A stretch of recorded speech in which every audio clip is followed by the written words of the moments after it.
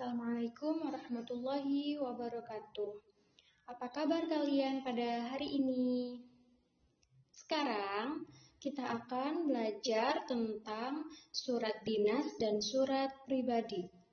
Materi ini ada pada pelajaran Bahasa Indonesia kelas 7, yaitu pada semester 2. Kompetensi dasar pada pertemuan kali ini yaitu mengidentifikasi informasi dari surat pribadi dan surat dinas. Tujuan pembelajaran pada pertemuan kali ini yaitu 1. Mengklasifikasi jenis surat pribadi dan surat dinas. 2. Menjelaskan definisi surat pribadi dan surat dinas. Jadi, diharapkan setelah kalian mengikuti pembelajaran kali ini, kalian dapat mengklasifikasi jenis surat pribadi dan surat dinas dengan jelas. Dan yang kedua, kalian dapat menjelaskan definisi surat pribadi dan surat dinas secara tepat. Pernahkah kalian menulis surat? Atau pernahkah kalian berkirim surat dengan seorang teman atau lembaga? Jawabannya ada pada diri kalian sendiri. Dengan belajar menulis surat, kita dapat mengungkapkan isi hati maupun perihal lain yang ingin diungkapkan kepada seseorang maupun lembaga. Berikut ada sejarah surat. Ini sejarah sedikit ya. Dulu, surat merupakan salah satu media komunikasi yang banyak digunakan oleh semua orang. Jika mendengar kata surat, maka yang melekat di ingatan adalah amplop, surat, dan perangko. Bahkan ada istilah filatelis, orang yang memiliki kebiasaan mengumpulkan perangko. Sekarang sudah mulai jarang yang memiliki hobi tersebut. Kegiatan surat menyurat sudah mulai bergeser. Seiring perkembangan zaman, kini surat menyurat mengalami pergeseran. Surat menyurat tidak banyak lagi dikirim melalui kantor pos, tetapi dikirim melalui media elektronik seperti surat elektronik atau email dan lain sebagainya. Namun, sebagian orang masih tetap memanfaatkan surat sebagai media berkomunikasi. Nah, berikut adalah contoh dari perangko.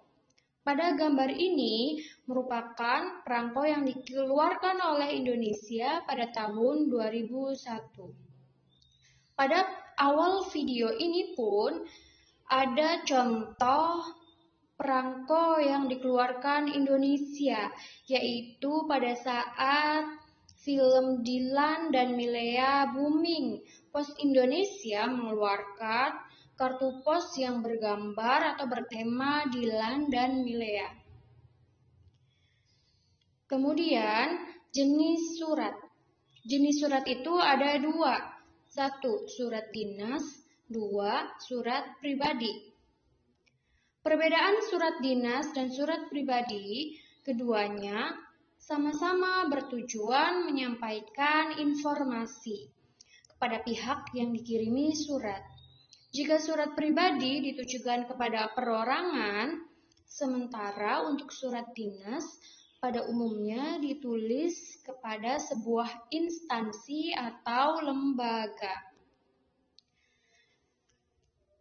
Lalu ada tujuan menulis surat. Ini mencakup dua surat ya, yaitu surat pribadi dan surat dinas. 1. Memberi kabar. 2. Menyampaikan keperluan. 3. Menyampaikan permintaan. Dan yang terakhir atau keempat, menyampaikan permohonan. Nah, kita berlanjut ke ciri-ciri surat pribadi. Yang pertama, surat pribadi adalah bentuk komunikasi interaktif antara orang pertama atau disebut pengirim dan orang kedua atau disebut penerima. Lalu, ada struktur surat pribadi, meliputi tanggal surat, alamat surat, pembuka surat, pendahuluan, isi, penutup, nama pengirim surat, atau juga tanda tangan pengirim surat.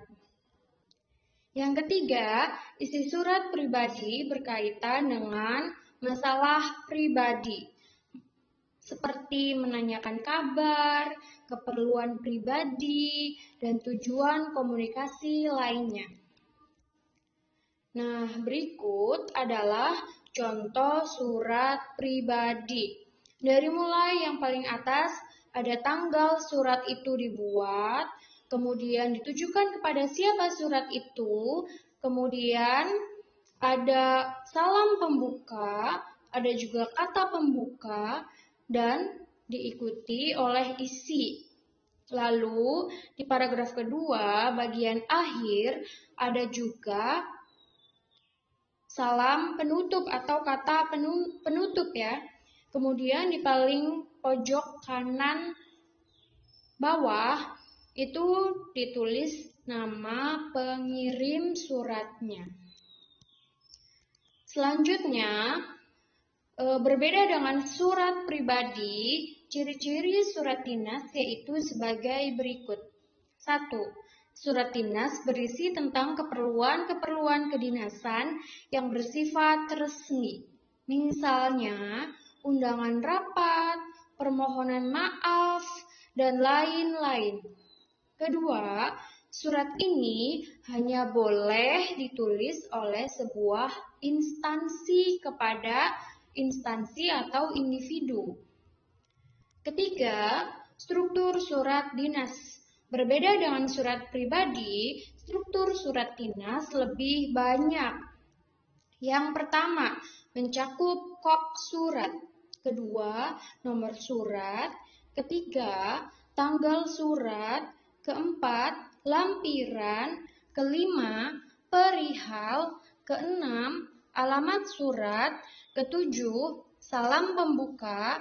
Kedelapan, isi surat. Kesembilan, paragraf penutup. Kesepuluh, nama dan tanda tangan pihak yang memperkuat surat, seperti direktur di dalam sebuah instansi dan lain sebagainya. Kemudian yang terakhir, yaitu nama dan tanda tangan penulis surat. Nah, untuk yang terakhir ini, ada yang mengikut sertakan, ada juga yang tidak. Berikut adalah contoh surat dinas. Di bagian atas terdapat kop, berbeda dengan surat pribadi yang tidak memiliki kop. Kemudian ada tanggal surat itu dibuat atau disebut dengan titi mangsa. Kemudian ada juga nomor, perihal, lampiran, kemudian ada juga salam pembuka, dan seterusnya. Bisa kalian baca pada video ini.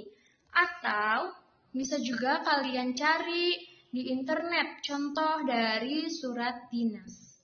Atau bisa juga kalian membuka buku paket Bahasa Indonesia kelas 7. Pembelajaran kali ini materinya dicukupkan sampai di sini. Selanjutnya, Ibu memberikan tugas ya. Tugasnya yaitu kalian diminta untuk membaca atau mencermati beberapa contoh dari surat dinas dan surat pribadi. Pada bagian ini bisa kalian screenshot agar mempermudah kalian dalam mengerjakan tugas. Nah, pada video ini ada 4 contoh dari surat dinas dan surat pribadi. Ada surat bagian A, surat bagian B, dan selanjutnya ada juga surat bagian C dan surat bagian D. Halaman ini pun bisa kalian screenshot.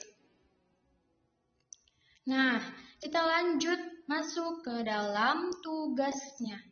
Yang pertama, cermatilah contoh surat yang telah disediakan. Kemudian, kelompokkan surat-surat tersebut ke dalam kelompok surat dinas dan surat pribadi. Isilah tabel berikut sesuai abjad yang tertulis di atas surat tersebut. Contoh, dari keempat surat dinas yang sebelumnya sudah ditayangkan, kalian pilih dari keempat itu mana yang termasuk surat dinas dan mana yang termasuk surat pribadi. Tulis abjadnya pada kolom surat dinas ataupun surat pribadi. Kemudian, tugas yang kedua yaitu cermatilah surat A, B, C, dan D. Kemudian, tunjukkan tujuan ditulisnya surat tersebut. Jadi, kalian baca dulu surat A, B, C, dan D. Kemudian, tuliskan tujuannya dan isi dari surat tersebut. Sekian pembelajaran bahasa Indonesia kali ini. Semoga apa yang kita pelajari dapat bermanfaat untuk kita ke depannya. Selamat mengerjakan. Wassalamualaikum warahmatullahi wabarakatuh.